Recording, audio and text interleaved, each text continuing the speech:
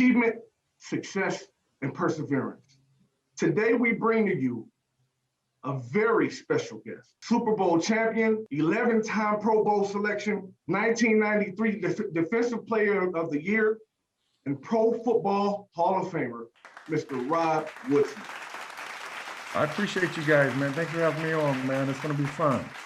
Yes, sir, man. Absolutely. Thank you so much. I know our audience will benefit from all the great knowledge and wisdom that you're willing to share with us, man, and we're just so excited. I appreciate it. Let's get going then. Let's hit this thing. Yes, sir. All right. No man is an island, entire of itself. Every man is a piece of a continent, a part of the main. We're all a piece of a puzzle. When we realize that, we're better people. Yep, that's a good one. I mean, we don't do anything alone. That's right. Right? We work better together. I mean, God put us on this earth as man and woman together, not individually. So, that was just something to let people know that I appreciate them. I didn't make it here by myself. It takes a village to raise a child. That's the old school way.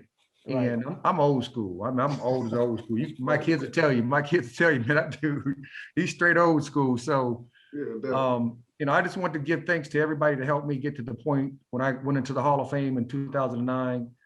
I will never forget them.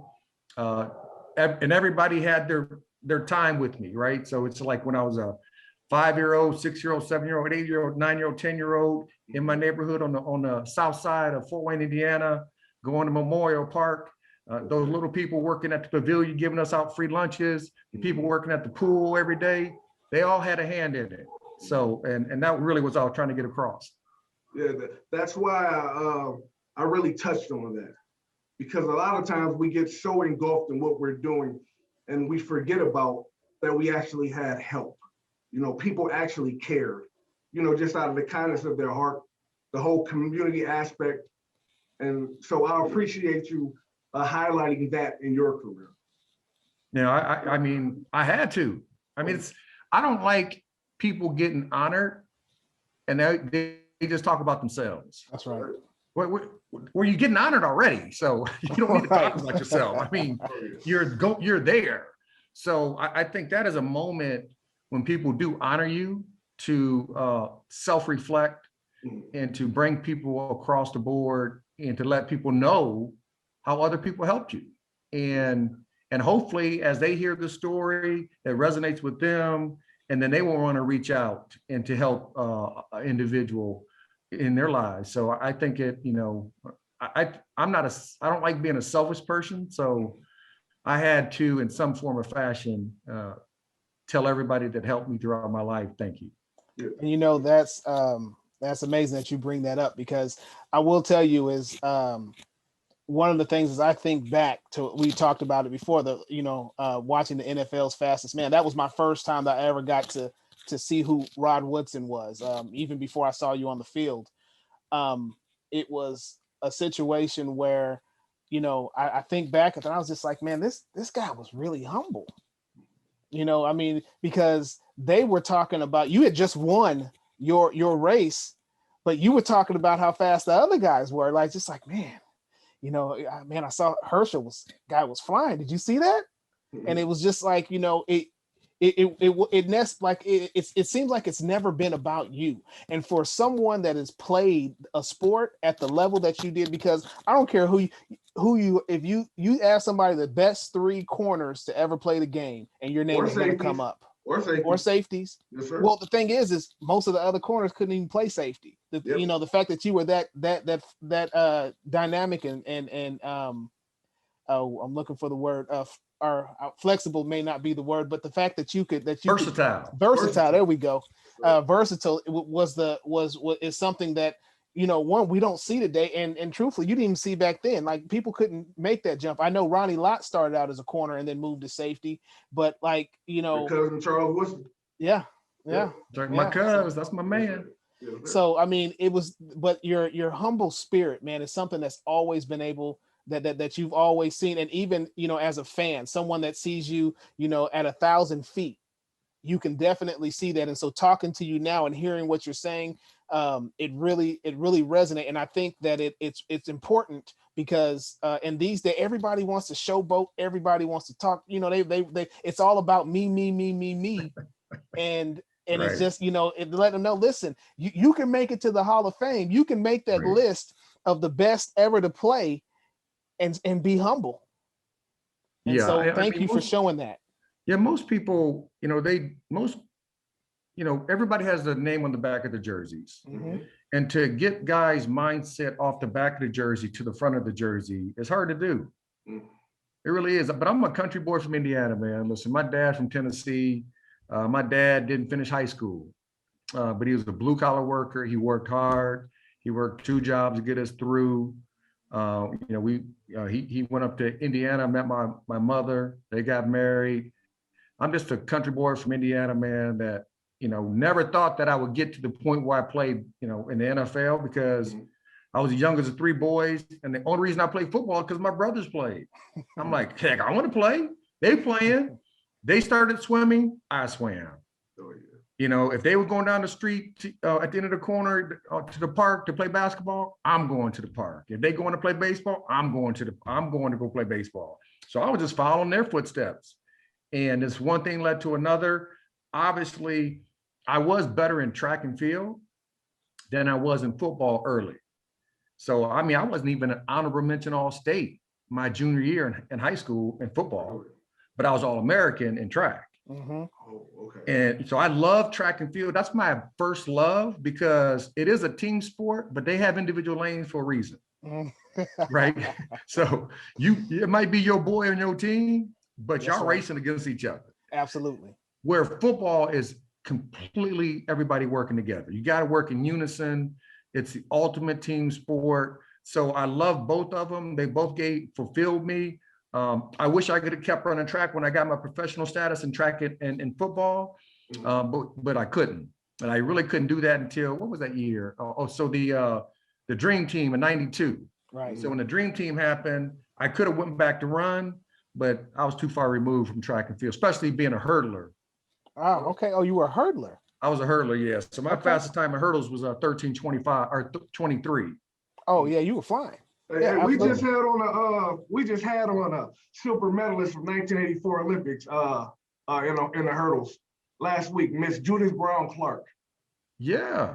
Oh yeah. I mean, I respect boys and girls hurdlers. I would love to see the women hurdles go up to mid-range so they become true hurdlers.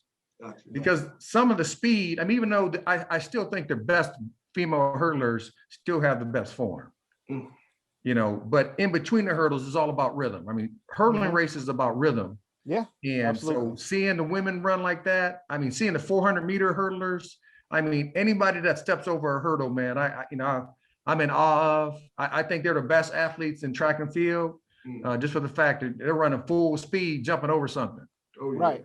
Yeah, and of course, as a track coach myself, you don't jump hurdles, you run them, right? And I know right. you've heard, yeah. And so, it's just crazy, because I remember I talk about the 400. I hated the 400 as an athlete. I love coaching it, but I was just like, I think of a 400 hurdle. I said, how are you going to take a race that hurts like the 400 and then throw some hurdles in it? I mean, I never understood that. I ran the 300, and I was pretty fast at 300 hurdles in high school, but that extra 100 meters, something in my head just couldn't do it. I was blocked by going another 100 meters. I couldn't get that accomplished when I went to college. Yeah, well, and you talk about the team aspect of track, and that's one thing that I loved about track, right? You could be an individual, but there also was a team concept. And, that was one of the things that I will say, I was one of those guys that, I would I have a meet where I lost the 100. I got second in the 100 to this guy. He ended up out of Los Angeles. And then we ran the 4x1. His team got the baton in front of mine. Not only did I catch him, but I put 5 meters on him in the relay. And so it was just, one of the things that, for me, when it came to like the team aspect of track, I always stepped it up just a little bit more. If you want to like scratch leg on the 4x4, 47 out the blocks, but if you put me in the blocks in the 400, it's like, 49 low, and I was just, it was just for some reason, when you put me with the team, it was almost like there was a higher sense of just accountability that I just wanted. I couldn't let them down. And so, that's cool. And I think that's important for our audience to understand, is that, with sports, I mean, there's individual aspects and there's a team aspect. And, when you're working as a team, there's a level of accountability that you have. And I think you talked about that when you went into football, and how everything has to work together. Well, Mr. Woodson, prior to Fort Wayne, Indiana, how were you introduced to the game of football? And would you do our audience the honor of walking us through your career through high school and up to the draft process? Yep. So 1987. Yep. So I started playing football when I was 9 years old for PAL, at the Police Athletic League. My brother was playing, and I'm like, I want to play. And my mom was like, okay, you want to play? So they signed me up. I was 9 years old. Matter of fact, my PAL coach, my youth coach, I still talk to him. Matter of fact, right before we got on the call, I was talking to him. Oh yeah. So I still stay in touch with him because he made it fun for me. Then I went to junior high at Blackhawk, kept playing ball, kept running track. That's where I started running hurdles in 7th grade there. And then went to Snyder High School. We had a pretty good team. So we were in the south side of the city. So from the south side, we got busted out. We got bused to the north. And so Snyder was in the north, the outskirts of the city. So we got bussed out there. So, we had a really good football team. We lost my junior year in state in the finals. And my senior year, we lost in the semifinals. But a lot of people don't know, my sophomore year, I quit football because my coaches, I'm a, Tony Dungy template, how he loves on players, how he believes in the players. That's how I live my life. Right. So when a coach is cussing me out, yelling at me, I'm like, you don't have to cut, you don't have to yell at me, coach. No. Just talk to me and I'll do it. Right. You blood my mother. I'm like, coach, I'm asking you not to cuss at me like that. He did it again, took the helmet off. I'm out. I quit football. My track coach came to me and said, Rod, I heard you quit football. You're not going to quit. You're not going to let somebody take what you love to do away because of where they're speaking to you or where they're treating you. So I went back, apologized. He still kept cussing me out. Yeah. But I'm glad I'm glad I had a track coach who looked out for me. Yeah. He could have been selfish and said, okay, I got you all to myself. Shout out to all the track coaches out there. He wasn't. So, he got me back out there. My senior year, I played really good ball, was an All-American, I really had my choice of where I wanted to go, but I knew I wanted to play in the Big Ten. So I went to Purdue. What positions were you playing in high school? I know you played all over the field. I played receiver, slot back, tailback. We had a starting tailback, so I didn't really want to take his spot because he was my boy.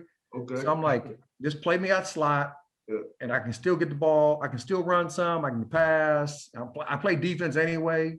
Okay. I played free safety. So my whole life, I played free safety. Okay. So from Pop Warner all the way through high school, even at Purdue, I played a little corner my senior year because they kept saying, you're going to play corner because you can run. Okay, gotcha. And then once I got to the league, got drafted by the Steelers, first pick or the 10th pick, first round for the Steelers. I had Tony Dungy, and Tony really had to teach me how to play corner because I didn't know. I playing safety. You guys, you play with vision. You look basically like all 22. Well, you can't play like that at corner. Corner, I'm at corner. I'm looking in the backfield, and the receiver behind me. Right. So I had to learn how to play the position. And then, Tony was there for, I had him for a couple of years. Tony leaves. Then I get a guy named Rod Russ that came in. And Rod Russ was the guy, I needed Tony because Tony loved on me, let me bring my own uniqueness to the game at the position. But then Rod Russ was the guy who flipped the switch in my brain. Is that New England? He was a head coach for New England, yes. There you go. Yeah, gotcha. And he was the one, he came up to me and just really cussed me out and said, if you really want to be great, you need to learn this game mentally. This game is played mental to physical, 2-to-1, mental to physical. Right. And Chuck Noll told me that in 1987. But it really didn't register because I'm a 21-year-old thinking I'm all that, you know. Oh, yeah. You know. So, and then when he said, I'm like, oh yeah, coach said that 3 years ago. And he was like, all you got to do is you meet with me and I'll take you through what offenses try to do to defenses and simplify it.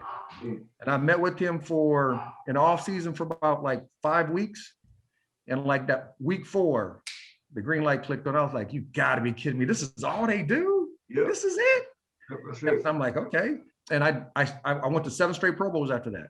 Yeah, it just slowed down for you. Everything slowed down. The way he seen the game, it was completely different than the way I pictured the game. You know, he was like, his first question to me was, how many formations can an offense get into? I was like, oh, shoot, 500? He was like, no, 5. Yeah. And I was like, okay. That was back then. I mean, still. So pro. Yeah, pro. Slot. Well, pros, then slot.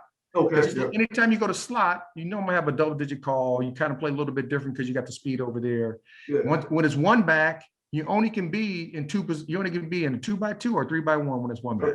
You're 11 personnel. Or, right. Yeah. Don't worry about personnel groupings. Okay. Just formations itself. Okay. And then, or empty, be it 3x2, 4x1. It really doesn't matter. It's empty because there's only 5 eligible receivers. There you go. And he was like, what they do though, if a single receiver is on the left side, that's the X. Yeah. That's how offenses look at it. Even though it's a tight end, it's still the X. So he made me see the game where it's more formation driven. And then if it comes to, if they line up here, they're going to do this. If they do this, if they line up in this final position, final formation, they're going to do this. Okay. And it's still true. I mean, everybody does it. Now, you know, back in the day when I ran against the run and shoot and the K gun, that's what everybody's running today. Yeah. And they added the RPOs and the zone reads, but it's still the same. Really, zone reads and RPOs are easier than everything else because everything is done to one side of the field. Yeah, there you go. Right. I mean, RPOs are this side. It's not I go here to back over here. It's here. Yeah. And an RPO is really reading that edge rusher. Yeah. And that linebacker. Yeah. Right. So, you know, that's one thing that, you know, he helped me get to the next level of understanding the game. And then after that, I mean, it's, you know, I spent 5 years or 2 more years with him. And then Chuck Noll retired and Tony left. And then I got Dick LeBeau, Dom Capers, and Bill Cowher for 5 years. Yes, sir.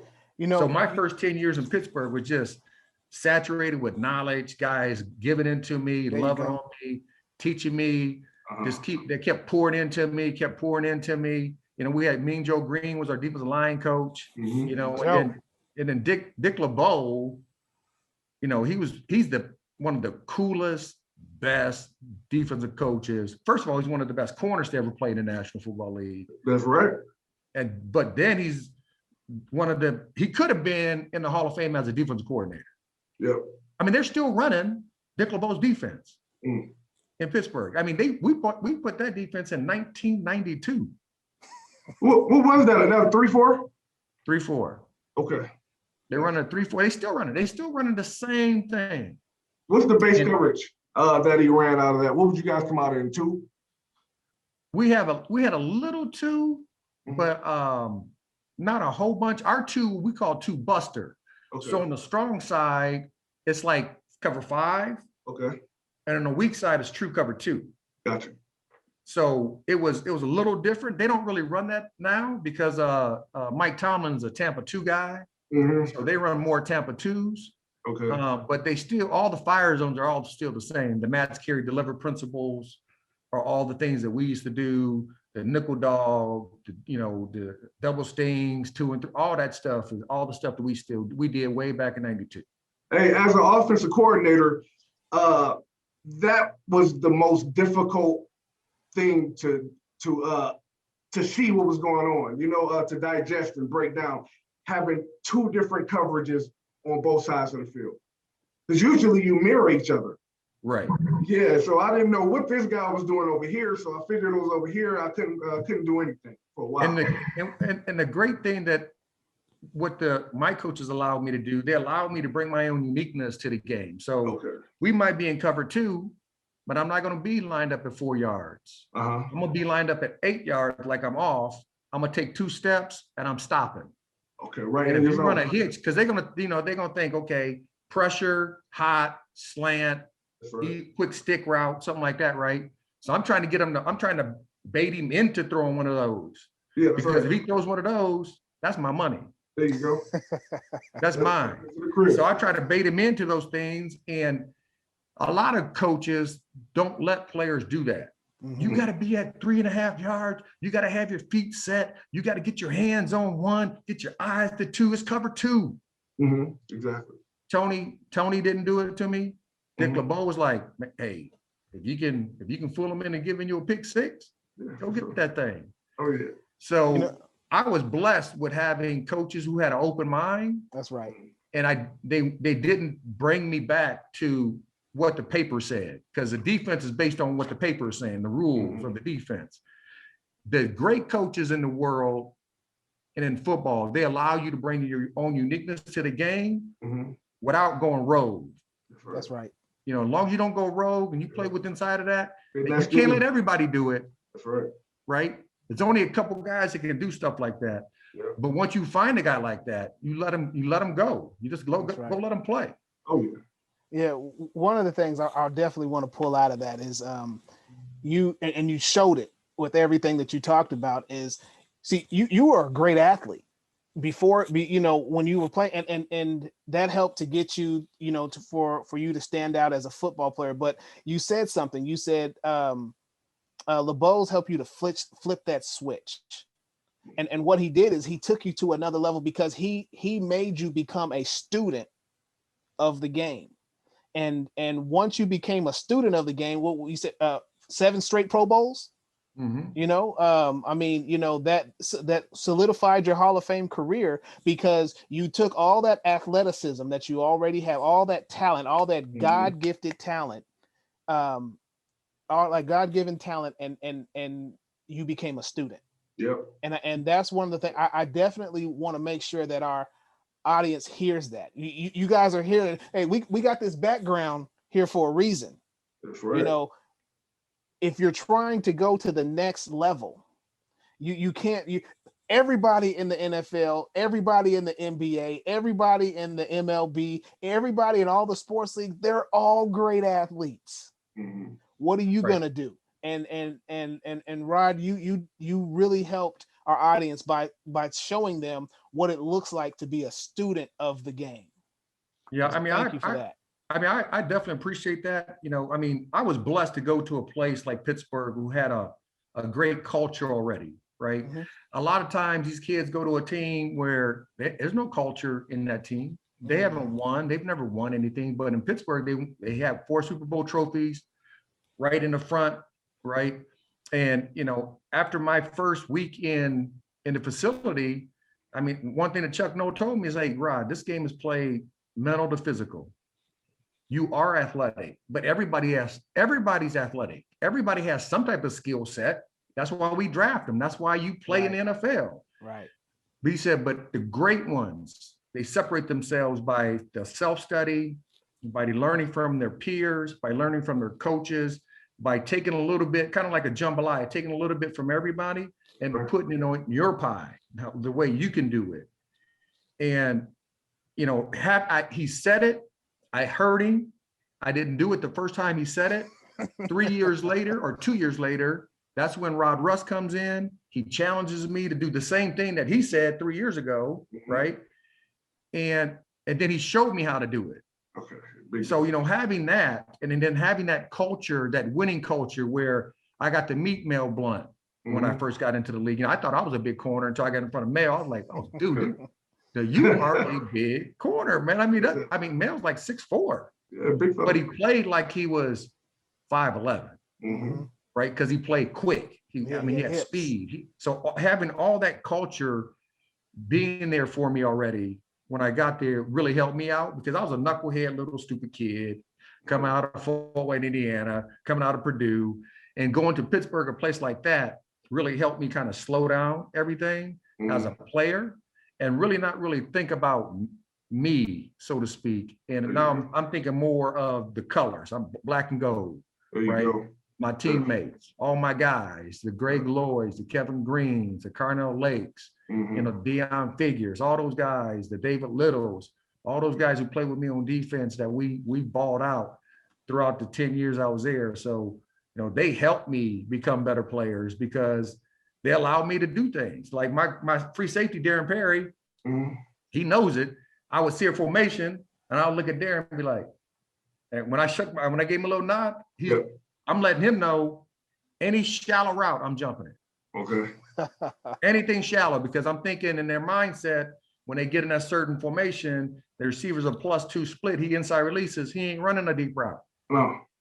I'm jumping that thing. So I need you to get over, I need you to like, you don't need to jump over top of me, but if he double move me, you gotta be screaming, I'm gonna be screaming for some help. Yeah, Right.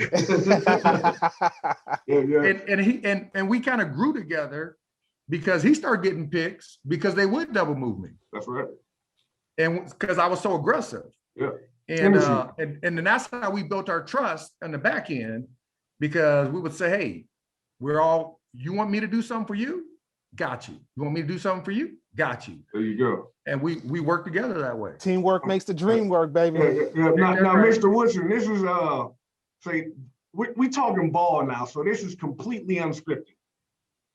Yeah, so let me continue down that path. Yeah, let's keep. I mean, I could talk ball all day. Oh, all day, baby. So you get a call from Marvin Lewis, this young defense out there on the East Coast. What do you think that you brought to that team that made that team, that defense, exceed expectations way before you just totally bringing that defense together and then making them legendary? I mean, you know, I went to San Fran for that 1 year in 87. I mean, excuse me, in 97. And you know, we were a good football team. Steve Young, Jerry Rice, we were 13-3. We lost a championship game to Green Bay. Yep. But I'm an East Coast, Midwest dude, right? And my wife, she was pregnant with our third child. And I'm like, I can't stay out here. I can't stay on the West Coast and have my wife away from me. So when Marvin called me, I knew who Ray was. I knew who Jonathan Ogden was because they drafted him 2 years beforehand. I knew how good those guys were. And he was like, look, Rod, I got a lot of good, talented players here. They just don't know how to win yet. So when I came in, and you know, a locker room setting is every player, every position's together, right? In the locker room, right? All the DBs sit over here, the linebackers sit over here. Where all the DBs are over here, the linebackers are over here. My locker was in between Ray Lewis's and Peter Boer's. I was sitting by the linebackers. So when I came in the locker room and I saw it, I started laughing, I started chuckling. And I'm like, well, I guess he wants me to talk to Ray. So I guess I'm gonna befriend Ray. But Ray's my dude. So I just got to be with Ray, and you know, he was a young, you know, third year in the league. The environment was different than Pittsburgh's, and even San Fran, because they had culture there already, and they knew how to win. They were trying to figure it out. So all the stuff that we did in Pittsburgh, I brought to Baltimore. So meeting as a defense only, no coaches on Fridays. That's what we did. We made a pact to run to the football on defense. All 11 players, even the big sexies up front, they had to get to the ball. If you didn't, big Saragusa, big Sam Adams, all them dudes got to get to the ball. The first year, it was a little resentment, a little holdback, a little, I don't want to be here on Fridays. You know, we had to watch one whole game. Ray would call the defense out and everybody would make their checks. The first year wasn't too good. I mean, we did it, but then probably like week 8, guys started disappearing, not showing up. Second year, we got rid of some of those guys who didn't want to buy in to the bigger picture. and we were better. Then we changed coaches to Brian Billick. We finished 8-8. Mhm. Third year, clicked in. Everything clicked in. And then Ray, he became that leader. And I kept telling Ray, they can't listen to me. They look at me and they look at me like grandpa. Okay. Like, this is Uncle Rod. He's been in. I was already in the league for 14 years. Yeah. I said, Ray, this is your team. Mhm. You need to speak to these dudes on a daily basis. Gotcha. You need to get on these dudes when they're not doing right. Mhm. You need to praise them when they are doing right. Mhm.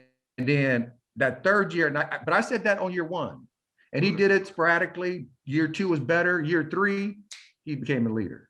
Gotcha. I mean, point blank leader of the defense. And then, but we had leaders from, obviously he was our main leader, but then we had leaders from our defensive line. Mhm. Ray was our leader from our linebacking core. And then I was a leader in the secondary along with some other older guys. Mhm. And we just kind of put it all together. And then Marvin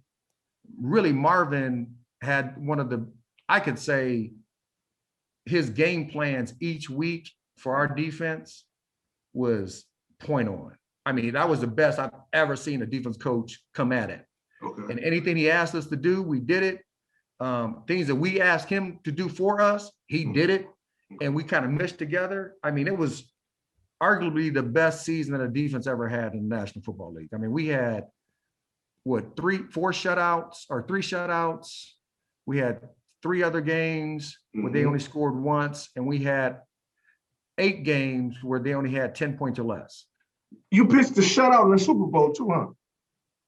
Yeah, The defense did. we did, but they scored a touchdown on a kick return, which goes against the defense. Oh, Dixon. But technically, yes, we shut them down. Yeah, definitely. That don't count, man. I want to pull out just a couple of things in there because one, you said it without having to actually say it. Is you were talking about, when you were trying to shift the culture, right? And there were people who they started out coming in, then about week 8 they didn't show up for the meetings and things of that sort. And so as time went on, you guys got rid of those people who were the individuals and not looking at the team. And so one of the things that made me think of is I was in one of my leadership classes yesterday, and we said something, and you're everything you're saying, and you said it earlier, and you'll know exactly what I'm talking about when I read it. But it said, this is a quote from Michael Jordan. It says, "Talent wins games, but teamwork and intelligence wins championships." That's everything you've been talking about. Correct. Right? That's what you've been talking about with the Pittsburgh Steelers, but even with this Baltimore team. And then one of the things, and this is something you said almost verbatim, he goes on to say, "Are you an individual who works for the name on the front of the jersey, that is the team, or are you one who works for the name on the back of the jersey, which is your own name?"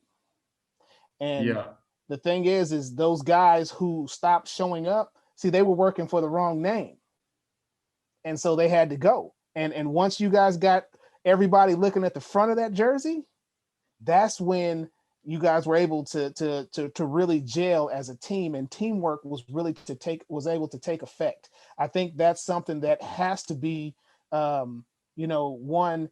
mentioned, but it also has to be something that people take in and implement, because teamwork, it's a cliche. Teamwork makes the dream work, but that's the truth. Right. And everything you're saying is hitting right on to that. Right. I mean, we are what we repeatedly do, right? Excellence, therefore, is not an act, it's a habit. That's right. So what you do every day is what you become. If you practice slow, if you practice with bad eyes, there's bad habits in life, and there's good habits in life. So whatever you feed the most is what you become. Excellence is what we do every single day. That's an Aristotle quote.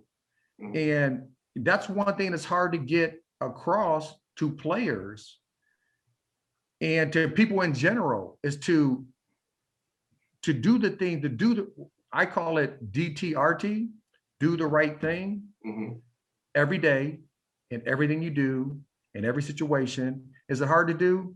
Yeah. Is it draining? Yeah. It is, because it's tough, because you're human, and you might get, somebody might do something, you might want to have a retaliation, but you shouldn't do it. Right. So hold off, do the right thing. And if you live your life like that on a daily, and you live your life with excellence because you're putting that work in the off season, you're putting this film study in during the season, everything is going to come to the forefront on game day. So what I used to tell players as a coach is, listen, everything that you do during the week, you're putting that in the bank, right? When can you withdraw it? Game day. That's right. Yeah. You don't put it in the bank though. So It ain't there. in life, you don't put no money in the bank. Can you go on the bank and get some money? Absolutely not. Hey, So Mr. Woodson. you put that stuff in the bank, you have an opportunity to get it back out. Absolutely. So now you just brought us back. The game of football, the game that we love so much, the game that makes us who we are, is a direct reflection of how you live your life. What did our game do to prepare you for life after football? Well, yeah, I mean, it's the game itself can teach you a lot, Right. if you let it, but you have to let it. So really, it taught me to be, and that's BEE, be early. Be early every day. Just be. And how to work on a team, with a team. Listen, the one thing I love about football, compared with all the other sports, there's 53 players in the pros, plus the practice squad and all that. But in college, you got 100-some players. High school, you got 100-some players in the locker room. We're all from different backgrounds. We all have different beliefs. We all have different ideas of what's right and wrong, right? But we play for a common goal. When we step on the field, when we step on through the white lines, we all think alike. We're all playing for the same thing. At least we should be, put it that way. At least we should be. And then so how to work inside of a team, even though you don't think like the guy next to you, even though you don't look like the guy next to you, how to work for a team. That's one thing it taught me. Okay. But it also taught me what hard work looks like. I mean, football is hard work. And if you want to grind and work out in all season, that's hard work. But what my dad did was hard work.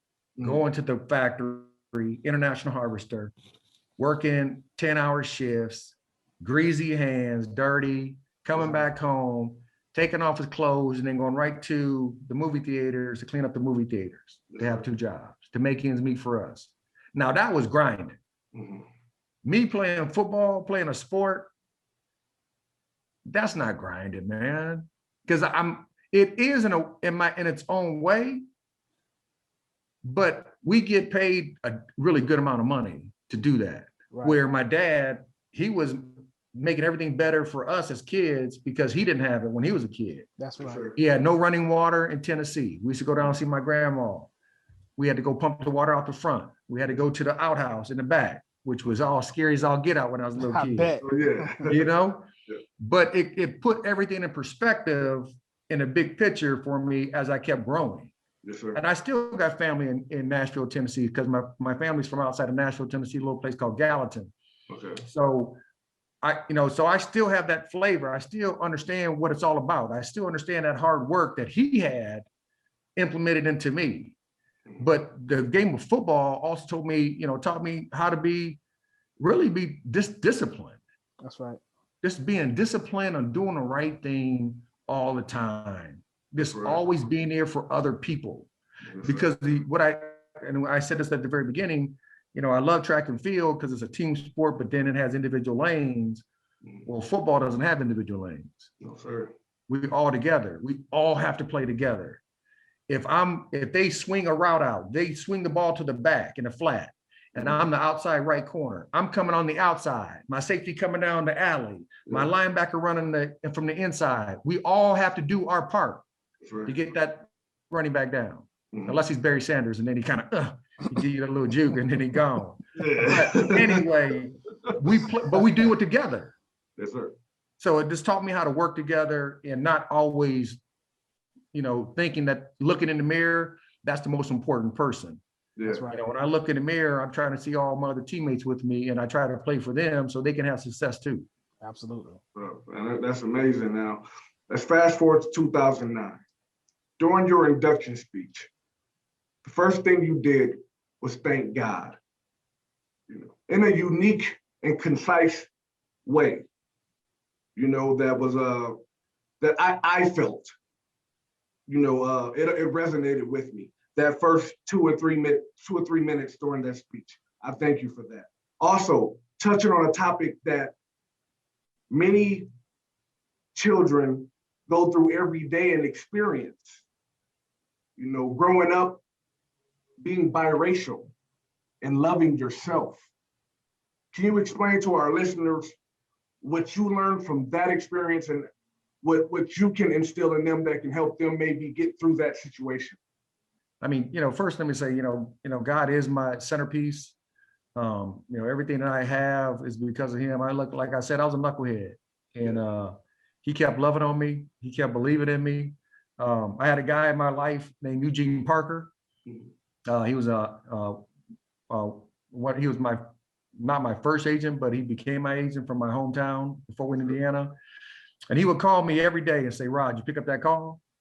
But he's talking about God. That's right. Mhm. I said, yeah, I picked it up, but I hung up after about 5 minutes, Yes,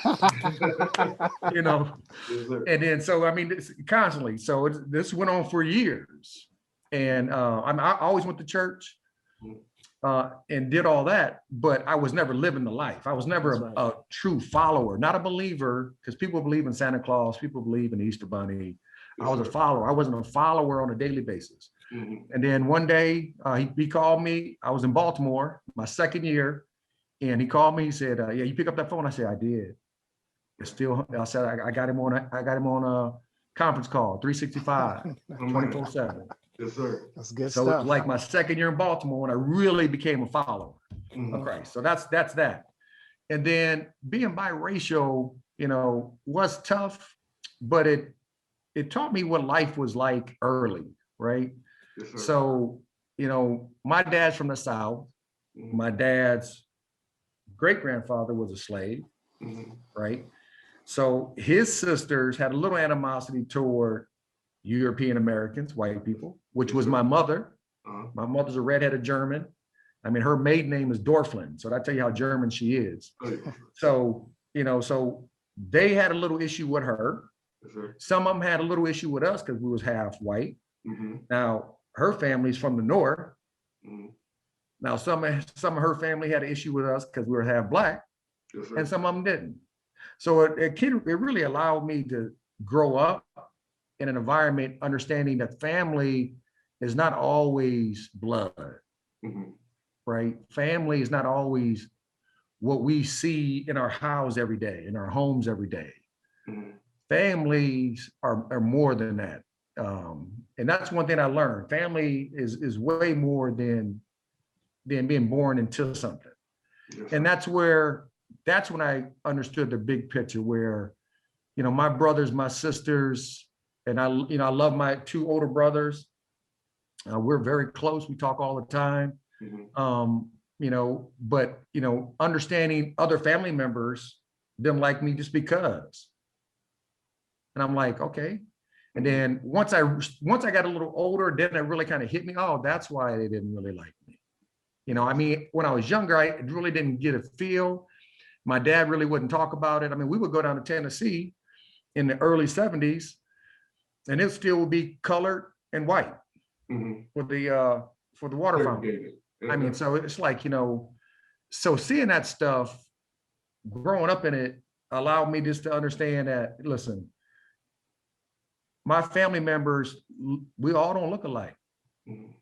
And then what I always tell people all the time, people want us to choose, especially as a biracial kid. And I'm like, I'm not going to choose. I am what I am. I'm best of both worlds. And I said, I'm best of both worlds. I have both worlds into me. And if I choose one to the other, then that's shunning the rest of my family on my dad's side, or that's shunning the other side of my family on my mother's side, which I would never do because some of my uncles, or really all my uncles and aunts on my mother's side, I love them. All the aunts and uncles on not all of them, but on my father's side, we all got along. and I loved all of them. But one thing I did know that one coach or a couple people on my dad's side didn't like us because we was half white. Some people on my mother's side didn't like it because we was half black. And as I got older, I had to make a decision. Do we stay there? Or do I just move on? And I just moved on. And I love my family members. I love because they are my family members. But at the end of the day, you know, they had to understand the bigger picture. And then the same thing for, you know, like my wife, she's white. Mm-hmm. She's from the middle of Indiana. And, you know, her family, when they first saw me, they were like, oh, no, And then she had to make a choice. Yes, sir. All right, she had to make a choice. Is she going to be with me or is she going to satisfy them? And she came to me. And then what I did to try to show them we're all the same. Yes, sir. We all have different skin pigmentation. That's all it is. So I took the grandmother and the mom and dad to Hawaii with us for the Pro Bowl. Mm-hmm. And all my boys are, all my boys are really black.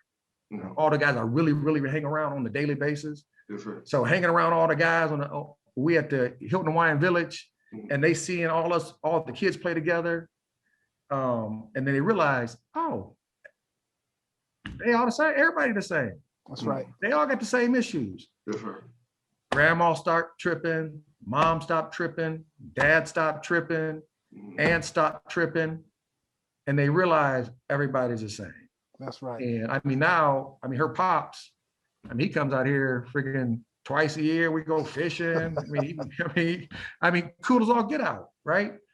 But they had to see there is no difference between people of color and white people. That's right. Yeah, we're all the same. God made us all the same. You cut out the lights, bruh.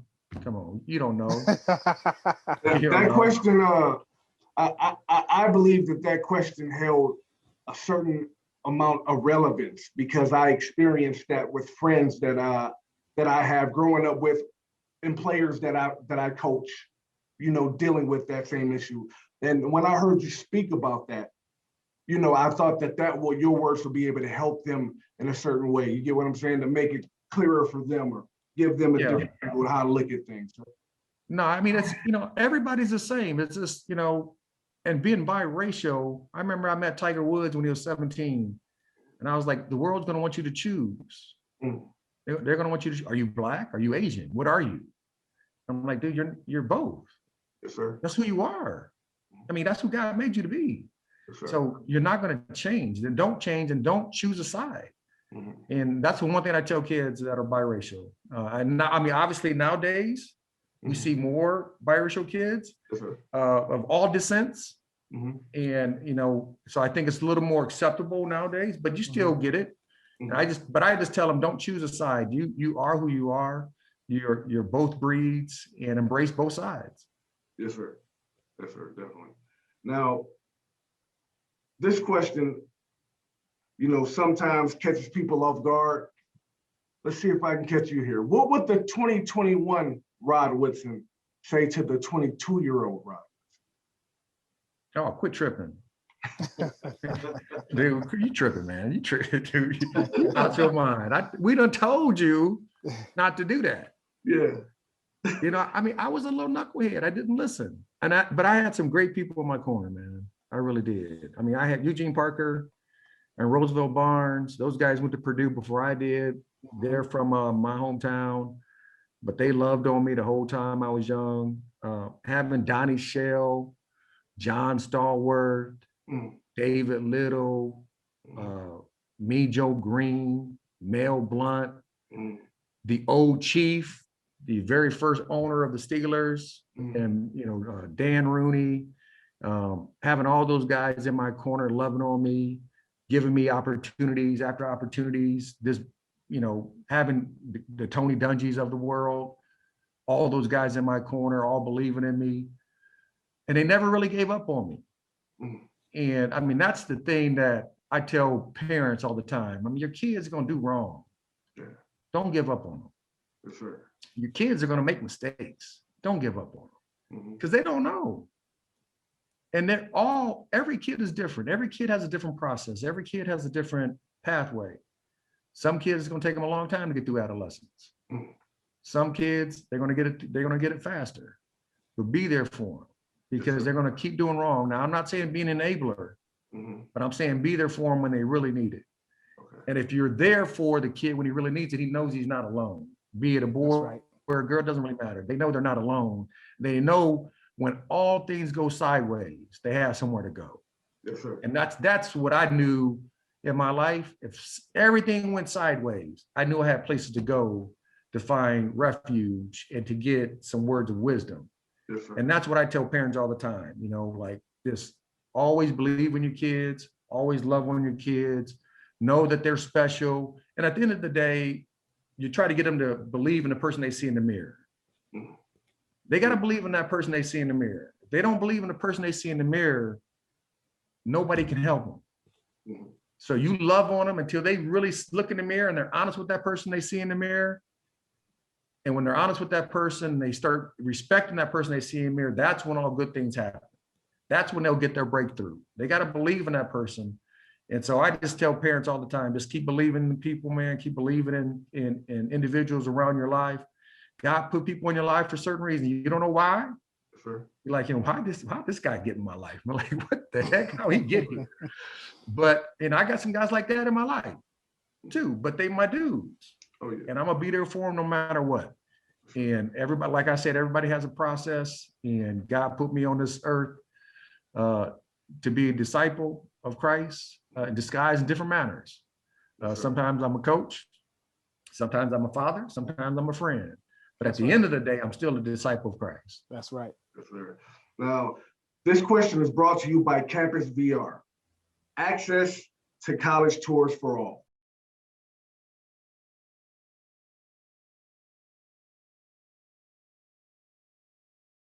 How do you feel about the minority hiring process in the NFL? So not just in the NFL, in the sports industry overall. Let me take a woosah. Okay. I'll get heated on that one. Yeah, definitely. It's unfortunate that I'm gonna start with the NFL first and then go back and go to college. But the NFL is just, it's made up of 65, almost 70% Black, right? And nobody can really tell an owner what to do and who to hire. You really can't. You can't tell somebody who to hire from any place of work that he owns. But what you would think that you would do, and what I love the Steelers, and what I love about them is that they've always hired the best guy for the job. Right. Like they had Chuck Noll. Nobody knew who Chuck Noll was. And they hired Bill Cowher. I remember when I was there, they said, they're hiring Bill Cowher. I'm like, Bill, who? Like, where he come from? But Bill was the right person for the job then. And then they hired Mike Tomlin. And I was like, well, I knew Mike because I knew Tony Dungy because he was under the Tony tree. Yep. And I'm like, Mike was only a coordinator for like a year. And I'm like, okay. But when you hear Mike talk, you know why they hired him. Oh, yeah. I think a lot of times they try to check the boxes to make themselves comfortable, even though those individuals can't lead men.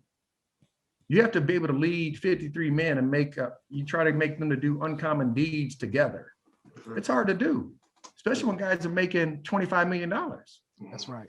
You got to keep it real with them. They smell phony. Now, players smell phony. And then coaches, and the bad thing about it is that I was blessed with some really good coaches in my life. But if Joe Blow gets drafted by whatever team and his coach is a rookie coach, what is he going to teach him? That's right. He's still learning. So I was blessed to have a guy already there in Tony Dungy, and then have a guy like Rod Russ come in. John Fox was there, but John Fox was a green young coach, still learning how he wanted to coach. Gotcha. He didn't even know how to really coach us yet. So, we kind of did our own little thing. But luckily for us, we had another coach. We had coach already there. So we had the Mel Blunts, the Rocky the Blyers. We had Mean Joe Green. We had all those guys there with Chuck Noll. But I would hope that owners, general managers would just open their eyes to the big picture. And the big picture is not always what looks like you. But that's how they hire. They hire what makes them comfortable. They like to hire what's familiar to them. And it's normally what looks like them, right? That's how people hire. And that's unfortunate. But the NFL has done a better job over the recent years to encourage hiring of minorities in the front office, because that's the key. You need more front office minority general managers, because those guys will hire more minority head coaches because they're comfortable knowing that those guys are just as good as the white guy. That's right. So that's another thing. And then, get to college, it's the same thing. It's the same fray in college, because now you have the ADs. Most of the ADs in the D1 schools are white. So who they going to hire? They're going to hire people who look like them and think like them. They're going to be white. That's right. That's just, it's a trickle down effect of how the system has been for so long. And they're not giving due process to who can lead these young men to make them better men and football players at the same time, and to bring a better name for your sake of your sport. A lot of those ADs don't think about that. They're doing, again, they got a form and they're checking the boxes, and they said, this is the guy that fits the mold that I want. Not that he's going to be the best one, because if there's a certain criteria that makes you a great coach, there's a lot of guys who've been coordinators and position coaches for long periods of time, but you're not going to be a great head coach because you can't lead men. And if you can't lead men and men don't want to follow you, how can you ever have success on the field? There you go. You just can't. And I think if you look at all the great college coaches, they have respect from their players. Their players like them. And the same thing in the NFL, which is not that many great coaches in the NFL now. That's right. And all the really good coaches in the NFL are all older coaches. You really think about it right now. You think about all the coaches who are really good and the teams are good. Well, besides all them dudes are older. Huh? In their 70s, besides Tomlin. Yep, all of them. They're all older coaches. Old school mentality is putting that old school flavor into these young guys and making them learn the right way. Yes, sir. And so, it's frustrating to see how the hiring cycle went this past year in the NFL. How some of the guys just got jobs. They've been in the league for 4 years. Yeah, I know. They will never do that to a brother. And that's unfortunate. That is unfortunate. But hopefully, I'm hoping that, obviously it's going to be 5 or 6 more guys get fired after this year in 2021. Right. And then you got to hope that the Marvin Lewises, the Caldwells of the world get another shot, because all the other coaches got another shot. Other white coaches who done the same thing like they have, they got another shot. And it's a shame that Marvin Lewis, who's in college now, who's a D coordinator for Arizona State. Right down the street from me. Yep. Right. So who understands what college ball is now, which is now in the NFL. He knows how to deal with these young guys. He's with them every day. He's been with them for the last 3 years. So having guys like that, not having the opportunity to get another head coaching job in the NFL, I think is a travesty.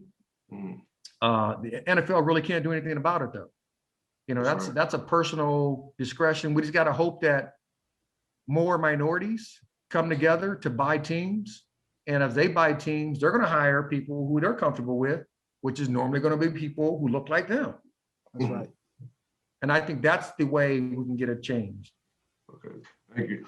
This information derived from one of our sponsors, with all the hard work they do to catapult change, within the sports industry, which is the Fritz Potter Alliance. I thank you for that. All right, so you have a camp coming up, if I'm not mistaken. Yeah, I have a foundation, Hope Through Football, and it's helping our youth practice excellence through football. Ball gave me everything. And we have 16 or 19 camps we're doing, but not this year. So this year, we're only going to do 3 camps in the US. We're doing one in my hometown, Fort Wayne, Indiana, We're doing one in Pittsburgh, and we're doing one in Shelby, Ohio. Okay. And then we're doing 3 in Mexico, Mhm. one in the UK, and one in France. Gotcha. And it really is this, we have a mini combine. We bring a recruiter with us to grade the kids. Mhm. We bring nutritionists with us to talk to the kids about nutrition and weightlifting. We bring a speed coach with us. But what we really do is all the kids who want to play ball at the next level, they're going to learn. They're going to have to do an install period. Mhm. Then they go out to the field and they gotta remember what they just learned. Yes, sir. And that's what we do to them. And it's ran by all ex-NFL players or current players Mhm. and ex-NFL coaches. That's who it's ran by. Mhm. And so we're trying to teach them how to get this information, receive this information an hour beforehand, and then take it to the field and remember it. And we teach, we partner with the Right Way to Play initiative from the NFL. Mhm. So they have access to that information also. But the key to it that we do, we have breakout sessions with the kids. Okay. And one of our hashtags with the kids is I can, I will. Mhm. So the kid has to believe he can before he will. That's right. I mean, not just kid, anybody, human being just has to believe that he can before he will. Mhm. Then the hashtag for our coaches is share the knowledge, because that's what we're supposed to do as adults, right? Be it a teacher, be it a parent, be it a sibling, be it a friend, a neighbor. We're supposed to pass that down to the next generation. Mhm. And, the other things that we do, we talk to the kids about, obviously being qualified for the NCAA portal and Westinghouse and all that stuff. Mhm. But then we talk to the kids about mental health for the youth, because over the last year, we've had more kids commit suicide just because they've been locked up, right? Because of the pandemic. Mhm. So we're talking to the kids just about, it's okay to ask for help. You're not weak because you ask for help. That's right. Mhm. We're telling kids, it takes strength, first of all, to admit that you're wrong. That's Mhm. right. And it takes strength to say, hey, I'm a little broken right now. I need some help. Right. And then people can help you. Because how many times have you walked by somebody and say, what's up? How you doing? They say, good. But you don't know if he's good. Right. You don't know if But that's for they real. all gonna say it. Right. They all gonna say I'm good. Mhm. So we're letting kids know it's okay to say you need help. It's okay to say, no, I'm not having a good day. And then somebody can come by and say, you know what, come on, let's talk about it. So That's we right. do that. We have a breakout session with that. And then we have a breakout session, really, it's for the players, because the players need to understand what concussion protocols are all about and what concussions are about, but really for the parents, because ball, we've lost throughout the country, we've lost enrollments in tackle football. Yeah, right. So really, we're just giving them the right knowledge, like the true information, not misinformation, the true information. I mean, I still believe in ball. My son is finishing up in his last 2 years over at Quartz University, playing his little small NAIA school, playing his last 2 years. So I still believe in it, but it has to be done the right way. That's right. So we do that breakout session, but it's really everything to give back to the kids, and then hopefully, even if they don't play college ball, Mhm. they learn to believe in who they are. That's right. And that Believe in the experience. person they see in the mirror. I can, I will. I mean, that mentality has to be with the kids, and that's what we really emphasize, no matter what they do in their life. Yes, sir. Definitely, man. Hey, if you guys, decide to bring one to the Phoenix area, man, which I think it would be very beneficial. Out here we have a stronghold in the football element here. That'd be great, man. We'd love to get behind you on that or anything. In 2022, we are. Yes, sir. Yes, sir. We're in 2022. I mean, this year, I had more camps. I was supposed to do one in Houston in another month. Hey, I bring just it don't on to like Houston. where That's where I am. Is that where you're at? There you Yes, go. sir. And I just don't like where we're at. I don't like doing everything at the last second. And I want to make sure when we do put our product out there, It's a great it's product. done the right way. Absolutely. So I don't like doing things halfway. If we're going to do it, which we're going to do it, we're going to do it the right way. We're going to do it for the kids. We're not trying to make money off the kids either. I mean, in a worst case scenario, the kids only pay $115. Oh, wow. Yeah, that's less than what they cost to play flag football. Right. So it's Unless you're playing in $150 for cows. 2.5 days. And that's just for us to break even. We do a lot of stuff. We've done a lot of stuff internationally. We just partnered with Ireland last month. We did a Zoom with their coaching staff and their players. We had 125 players and coaches on there from Ireland, talking defensive back information, and we talked speed training. Gotcha. You know, because I'm a speed guy. I'm always keep that speed element in everything that you do. And what I tell kids, bro, I don't care what position you play. You can run, you can play. That's right. You can run, you can play. You big sexy, I got you. Yeah. So with the big sexies, we don't make them run 40s and 50s and 100s and all that stuff, but we do drills for them. So we go from point A, you're pulling like a sweep from the guard position or the tackle position to 5 yards outside the hash. Yeah. You got to get there in 3 seconds. Okay. And then you got to jog back, and then you got to do it again. And then you got to jog back, and you got to do it again. And you got to jog back. And so it's muscle memory, and it's teaching them to get that little quick energy that those guys need. And if you know, as a player, if you win getting to point A to point B, and you win getting there first, yep, you win. That's right. So we're teaching them how to get there first, and then once they get there, how to win down. Yeah, my man. Stuff. Hey, my wife and I will be coming to Vegas in the next couple months. If you're available, man, dinner on us. Hit me up. Hit me up. My daughter works. My daughter's a chef. Okay. Oh wow. She works for Caesars. Okay. So you hit me up. I'm gonna take you to a nice little steak restaurant where she work at. My man. Hey, thank you so much, Mr. Woodson. Absolutely.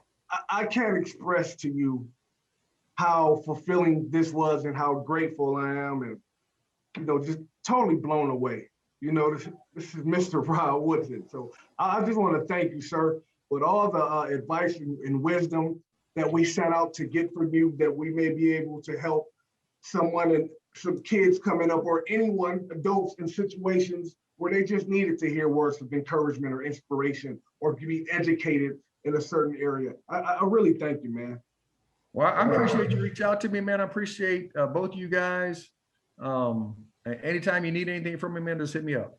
Yes, sir. Same here. We're always here for you. Definitely. And I want to say I respect the fact that you talk about your spirituality, right? Your relationship with God. And then you went in and started talking about, kids, it's okay saying that you're not okay. Yes. Those are and hearing it from you, it makes a difference. And so we appreciate you sharing that with us and sharing that with our audience. And man, I like Coach Rob. I can't thank you enough. My man. I appreciate you guys. Thanks for having me on, man. Thanks for thinking about me. Look forward to talking to you soon. All right, guys. I appreciate you guys, man. Take you. Yes, sir. Have a wonderful day. Great show. Great show, man. Full of nuggets. What? Well, and the thing is what I like about Rod is he was pulling them out himself. Exactly. You know what I'm saying? I'm just like, well, let me listen. You know what I'm saying? Wait, hold on. Did y'all hear what he just said? I'm just making sure y'all heard what he said. It was great, man. Fulfilling. Yeah. Fulfilling. Absolutely. Just like I said, all of the hard work that we are doing to, help the community.